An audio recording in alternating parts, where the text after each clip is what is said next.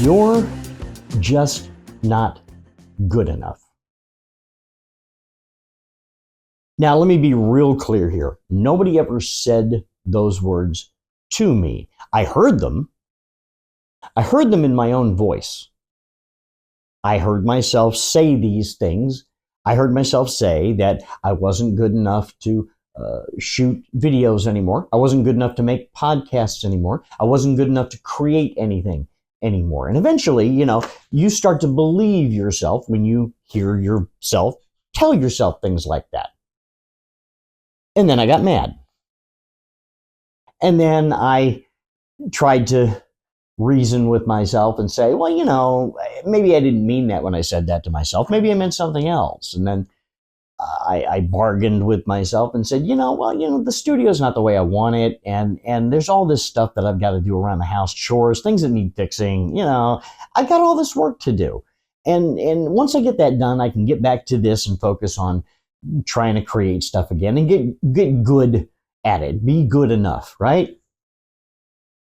And then I watched Bosch for the third time, and NCIS, all of NCIS, and then something else, and then something else, and then something else. And then eventually I came to the conclusion that maybe I just didn't care to be good enough, because clearly I had all these opportunities to do something and I wasn't doing anything about it. I was just making excuses or finding other reasons to not come in here and do something.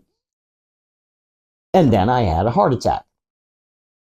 I had 2 heart attacks in 2 weeks. And that second one almost killed me. And I'm okay. I'm going to be okay. I move a little slower than I used to, and it takes me a little longer to get things done than it used to take, and I need to take a couple more breaks than I used to take. But I'm okay, and I will be okay. What I hadn't expected, maybe I should have, is, how it affects the old noggin and other things as you get further and further away from that event. So I've thought about this a lot, and you have a lot of time to think when you're stuck in a hospital bed for 2 weeks, and just marinate on things a little more in the months since I had this. I had the heart attacks in the beginning of October. It's the middle of January, excuse me. And what it boils down to is this: I don't give a fuck if I'm good enough. Why should I? Why should I give a fuck if I'm good enough? I